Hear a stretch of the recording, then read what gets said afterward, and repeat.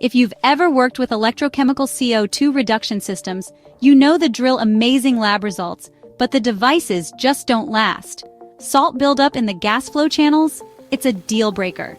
For years, that's been a stubborn bottleneck holding back scale-up and commercial viability.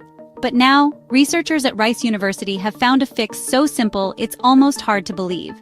Instead of humidifying CO2 gas with water, they bubbled it through a dilute acid hydrochloric, formic, or acetic. That's it. Acid-humidified CO2. The effect? These electrolyzers kept running stably for over 4,500 hours. That's not a typo, 50 times longer than the same device using water-humidified CO2. Here's the science behind it. In standard systems, potassium ions migrate across the anion exchange membrane, meet CO2 under high pH, and form potassium bicarbonate salt. The problem? That salt has low solubility. It crystallizes, blocks the gas flow, and the system fails sometimes in less than 100 hours. With acid vapor in the mix, the chemistry shifts. Instead of forming low-solubility potassium bicarbonate, you end up with salts like potassium chloride or potassium formate, which are far more soluble. They stay dissolved and don't clog the channels. What's especially compelling is that this isn't limited to one catalyst or configuration.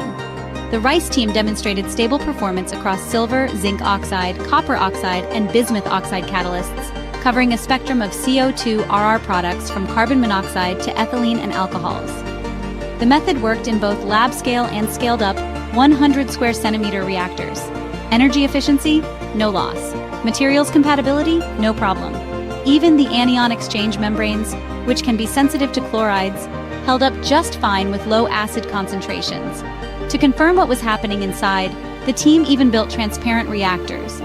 With standard water humidification, you see salt crystals forming in just 48 hours.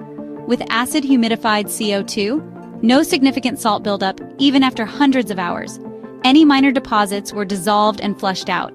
The takeaway is huge for the field.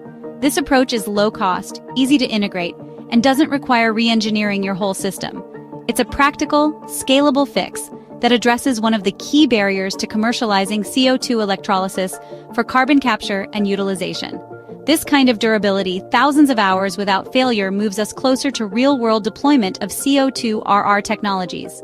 Turning waste CO2 into valuable fuels and chemicals just got a lot more viable. So, if you're working in this space, it might be time to rethink how you humidify your CO2.